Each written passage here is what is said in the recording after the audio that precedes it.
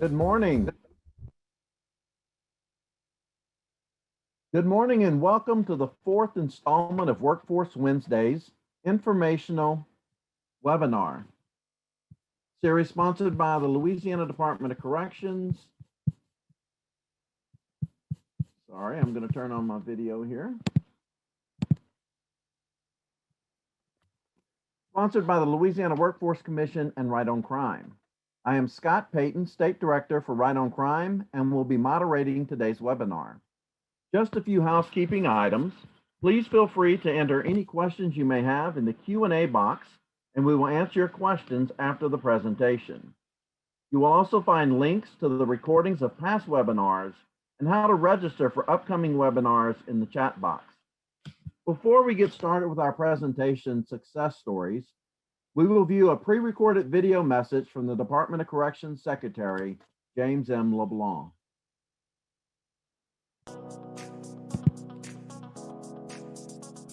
I'm Secretary Jimmy LeBlanc. Thank you for participating in the upcoming events leading up to April's Second Chance Month. We have many planned events that are coming up. Also, thank you all for the work being done specifically around bridging gaps and barriers to post-release employment that has already been in the works. The work around second chances and destigmatizing post-release employment will not happen overnight. We are doing all we can to erase this stigma, including partnering with our community members and with the Louisiana Workforce Commission. The workforce coming out of the DOC is highly trained and ready to work. We offer more than 130 stackable industry-based credentials such as construction, welding, culinary arts, automotive, serve-safe, horticulture, and many, many more. We also offer soft skills training and life skills training, which is so important to you guys. Ultimately, rehabilitation is a decision that has to be made every single day by individuals re-entering back to their friends, families, and communities. However, the support we provide as community partners makes that decision so much easier. And thank you guys for everything that you are doing in our communities and our workforce portals and all the things that are going on in our communities. We really appreciate it, and everyone is working hard to make our state a better place to live. Thank you, Mr. Secretary, for your continued commitment to ensuring a pathway to successful reentry for the thousands of individuals who return to society each year. The month of April is recognized as Second Chances Month. Today, we will hear from individuals who have been given a second chance and from an employer who offers second chances and much more for justice-involved individuals. A very special thanks to Ivy Mathis, Cherie Duckworth, and Calvin Common for joining us today and for sharing their journey. Our first panelist is Ivy Mathis. Ivy, please take a few moments to introduce yourself and then share with us your experience from incarceration to where you are today. Good morning, everyone. Thank you for having me, and as always, it's great to be sharing this space with you all. My name is Ivy Mathis, and I am an FIP. And what that is, it stands for formerly incarcerated person. At the age of 17, I was given a life sentence. I served 26 years, 2 weeks, and 5 days. I was released December the 11th, 2018. So basically, I grew up in prison. Upon my release, it was predicted that it's very hard out here, which it is.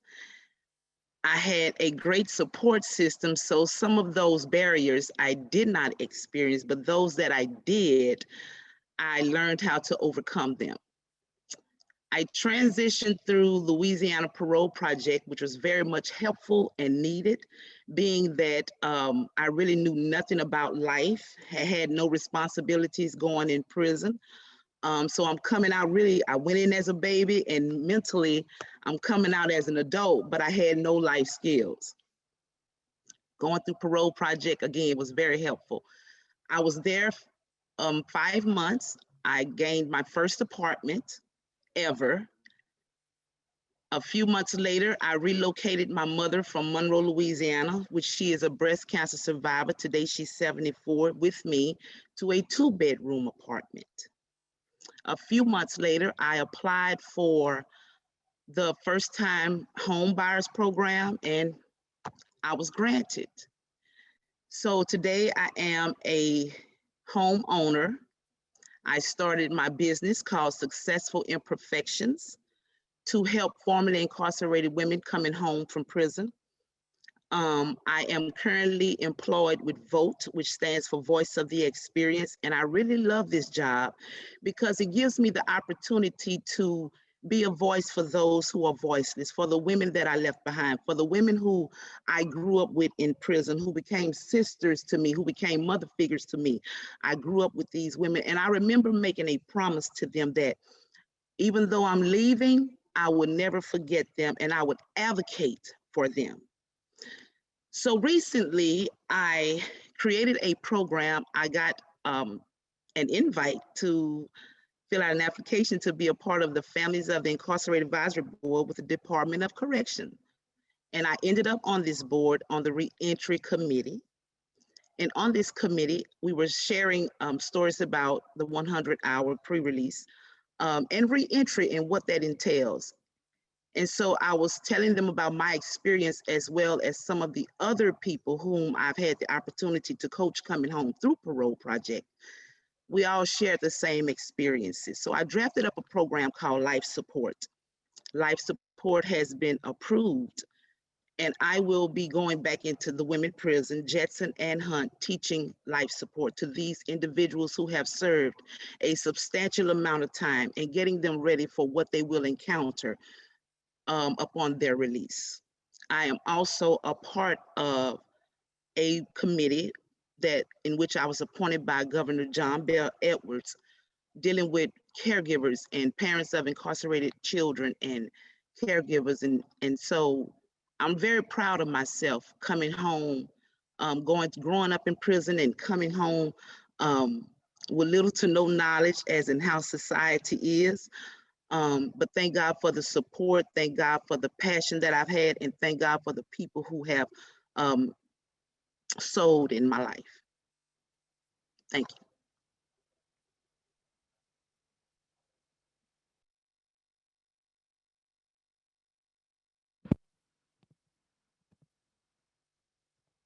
Thank you, Ivy, for sharing your journey. And thanks for continuing to give back to your community. And I know it had to be tough to return back to prison, but this time in a whole different role to help the men and women who are still there and still need to see that there's hope and that there are second chances out there. You're a great example for the 18,000 people that are released each year. And thank you for giving back. Ivy credited the Parole Project providing much needed assistance for her after her release. And I just wanted to point out that this is one of the many organizations that are receiving funding, or as we call it, a reinvestment from the savings that were realized through the 2017 Justice Reinvestment Initiative, where monies are moved from incarceration to focusing on reentry and removing these barriers so people like Ivy and hundreds or thousands of others can have a chance at being successful. Thanks again, Ivy, for sharing your story with us. Our next guest will give us an employer's perspective. Cherie Duckworth is the Vice President of Workforce Development with the Urban League of Louisiana and is both an employer and an organization that provides reentry services. Thank you, Cherie, for joining us today. And please tell us more about the Urban League of Louisiana and your experiences with second chance hiring. Thank you, Scott, and good morning, everyone. Again, I am Cherie Duckworth, the Vice President of Urban League's Office of Workforce Development. The legacy of the Urban League spans beyond 80 years with a mission to assist underserved communities in securing economic self-reliance, parity, power, and civil rights. Now, the Urban League's Office of Workforce Development is an entity within the Center of Workforce and Economic Development and has provided job assistance support to the community since the inception of the organization. Each year, we serve about 500 or more individuals through our soft skills professional development training, career resource fairs, adult basic education, job training, and job placement services in an effort to help provide opportunities to individuals who have been locked out of opportunities because they are just as involved. We felt it was our responsibility to lean in and lead by example and begin to hire formerly incarcerated individuals. Now, to help demonstrate our involvement with reentry, I will share 2 of our success stories. We have so many, but we don't have enough time, so I'm only going to do 2. So my first success story is about a female Louisianian who spent over 5 years in prison. As a result of going to prison, she lost her pharmacy license. And now, if anybody out there knows, when you lose a medical certification because of justice involved issues, it's rarely ever that you regain that license. However, while serving time in a local halfway house in New Orleans, she connected with my case management team and was ultimately enrolled in our reentry program.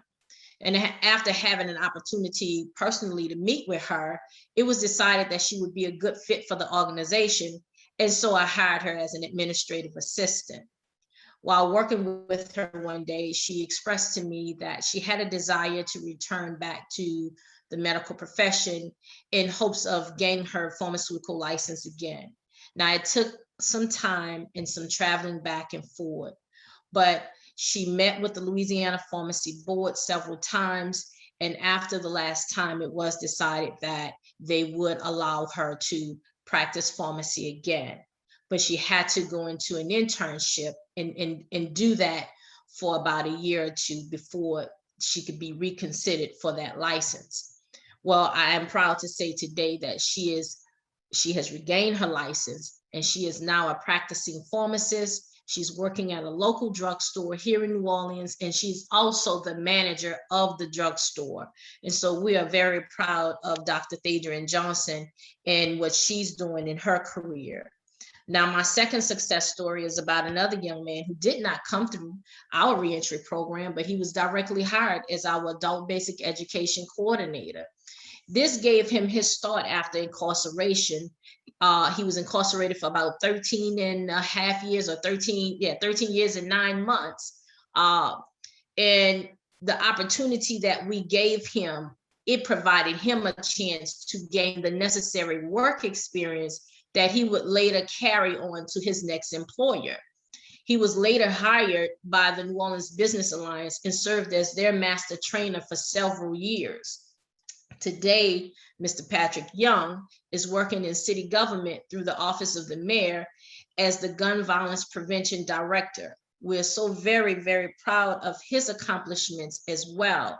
Not only is he the director of the gun violence division for the mayor, but he also serves as a member on a committee called the Clean Slate Task Force.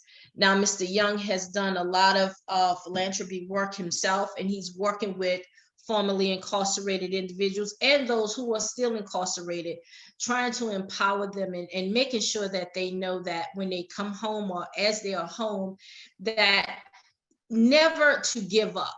You always can do better, but you have to connect to the right resources. And so he and I still work very closely together. As a matter of fact, Mr. Young will serve as our moderator at our upcoming Second Chance Job Fair that's going to take place on April 28th from 10 to 2, which is designed specifically and only for justice-involved individuals, including those who are still incarcerated right now to date. It is a virtual job fair.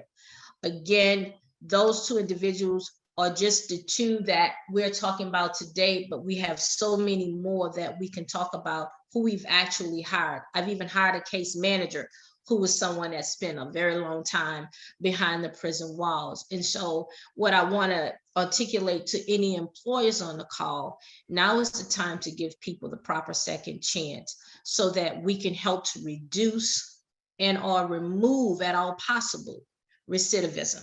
Recidivism is a very dangerous thing that we see happening across our state every day.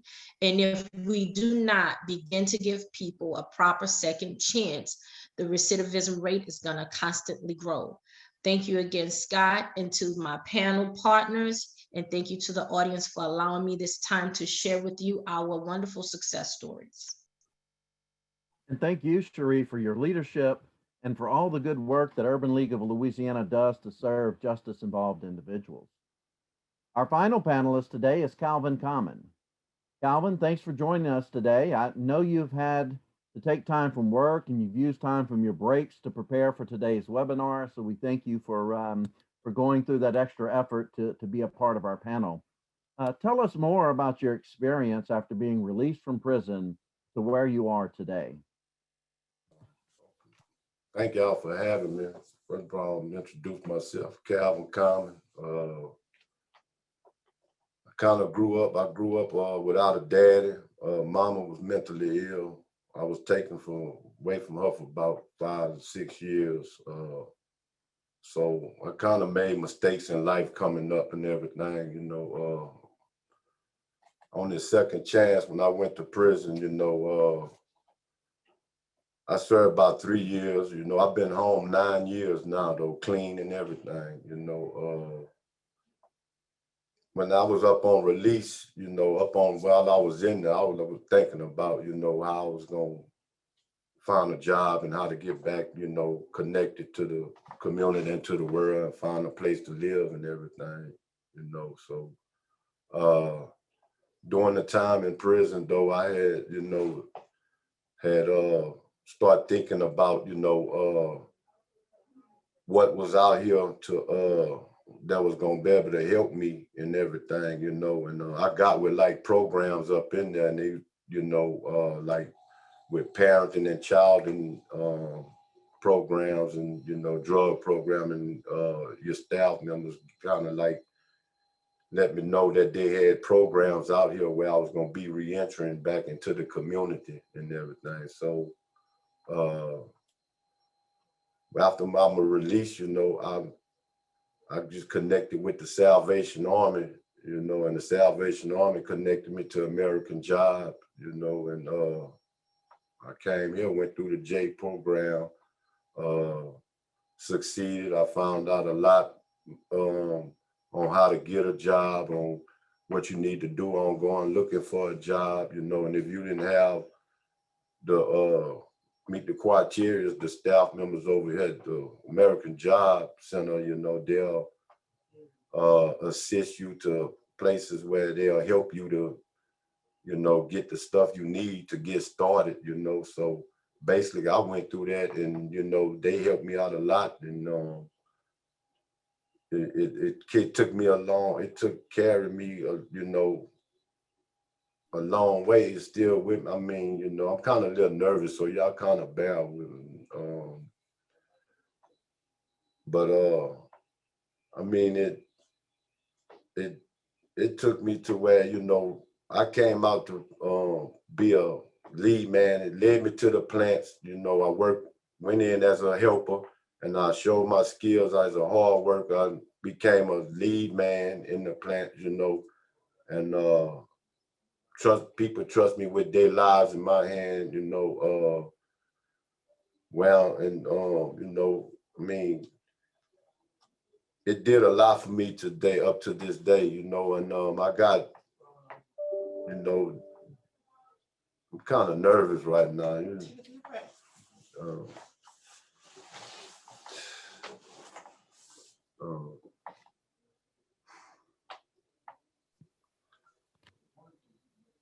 What I'm saying is, you know, with this program, you can get everything you need out of it. You know, it helped me a lot. You know, it brought me through. It helped me through. Right now I'm at a job now where, you know, I'm at Walmart. I'm pushing baskets through the temp service. And I might not be the best of job, but it's a job and everything. But right now I got like 4 job opportunities open for me right now that I'm waiting. It's on me I'm waiting to make the decision, which the decision finna be, I'm finna go, put it like I'm finna go work for the police jury, you know, and I feel that, and I'm gonna be a utility like technician, so I learned a lot. It pulled me through. I never thought I would get there, but going through this program and everything in the system, it helped me to get there and to where I'm at now, and it's also helping me to go get my CDL too. So I mean, this second chance with this J program and American Job Center, what y'all got going on, and all the assistance in the program and everything, is very unique and it's very awesome for the program. And it's good that y'all had this going for second chance of people coming out of prison. You know?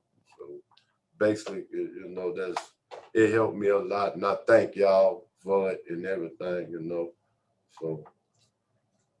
And the advice I got for people that, you know, that get discouraged and don't get discouraged and feel like this the end of the world, because it's not. You got programs and the systems out here will help you and all that. And it's a unique job, you know. I thank y'all for it and everything.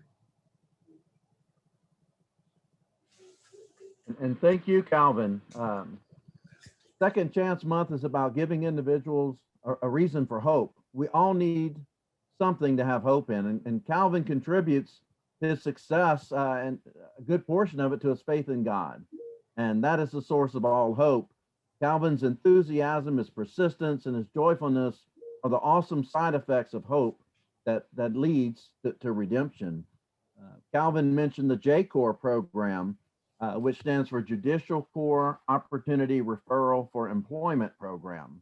And it's an opportunity for individuals that have criminal backgrounds to learn different skills to help with re-entering into the workforce. Some of those skills are do and don'ts when searching for employment. There's programs and services to help them in their job search. Information on job opportunities, resume writing, interview tips, and then assistance and even clothing that's needed for the interviews and the job search efforts. And he mentions this program, and we have a person that's kind of been in the background on all of our Workforce Wednesdays is Ms. Nefertaria Clofus, and she's helped Calvin. She's helped with this J-Corps program. So much thanks to her and to the programs that are out there and the many people that are available to provide these services. And now we will move into a Q&A time. If you have any questions, go ahead and enter them in the Q&A box, and I will ask them. If you have a question for a specific panelist, be sure and mention their name in the Q&A box, and I can address that question to them directly. Our first question will be for Ms. Cherie. Cherie, what's your advice to businesses that are thinking about hiring someone that is justice involved? What would you suggest for someone to get their feet wet to consider this pool to hire from? So great question, Scott. I would suggest that any employer or business that is interested in hiring someone that's just as involved to reach out to the Louisiana Workforce Commission to better understand all of the opportunities that's afforded to employers when you do hire someone. There are the necessary tax credits that are made available to you. There are the insurance, fidelity bonding insurance that's made available to you. There is on-the-job training that is made available to employers where you can receive reimbursement for up to 6 months, up to 50% of the salary for that individual. Reaching out to the Louisiana Workforce Commission would give you the direct tie-in to the information that you need. Or you can reach out to one of the American Job Centers. There are many American Job Centers across our great state. You can even reach out to them. I would say to employers, listen, if you want a great workforce, hire someone that is just as involved. Give them a second chance. We've done it. We will continue to do it. And even if I open another business, because my husband is also an employer, we hire just as involved individuals. And we don't always take advantage of the tax credits. We don't take advantage of OJT. We hire because we know that a second chance is what's needed out here. But if you need assistance and you need more information, again, reach out to your American Job Centers and reach out to the Louisiana Workforce Commission. Thank you, Cherie. Another question we have, and we'll give this one to Ivy. Someone wants to know more information about the parole project. And Ivy, if you want to take just a few moments to let the participants know what the parole project did for you specifically that made reentry and remove barriers for you when you were released. Yes, ma'am. Yes, sir. Excuse me. Thank you. I'm sorry about that. But Parole Project is a nonprofit organization formerly led and run by formerly incarcerated people who have been out, of course, a lot longer than us, that are now being released. Parole Project offers housing. They set you up with resources. They send you through a 10-day crash course. And in that crash course, you get to speak to a lot of professionals, doing interviews, even the police officers. And, you know, when I went through this particular class, I was very afraid and kind of offended. Like, why am I talking to a police officer? But all that I learned when I got pulled over by the police. I yielded at a stop sign instead of coming to a stop. Then at that moment, I recalled that class that I went through with Parole Project, and the officer tells you, if you're ever pulled over, keep your hands on the wheel, don't do any sudden reactions, and talk to the officer, let him know what you're doing. And at the time, I didn't see the significance of this class, but when I got pulled over by the police, it came into play. They give you all the necessary tools that you need to function and get you started out here. They get you set up with your SNAP benefits. They set you up for job interviews based upon things that you're able to do, because a lot of people coming out of prison are not coming out, you know, people have done a long, lengthy sentence, are not coming out young anymore. So they're coming out older, but there are still things that they can do.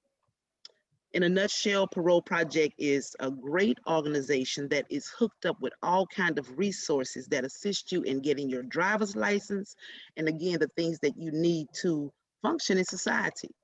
I was with them 5 months, and they taught me so much, and they hold your hand throughout the process, teaching you how to swipe your debit card, insert your debit card, create a PIN number, open up a bank account for you. These things that you will need to function out here. Great program. Thank you, Ivy. And those are things that, unless you were involved in the system, unless you work with people every day that are coming out, that you take for granted.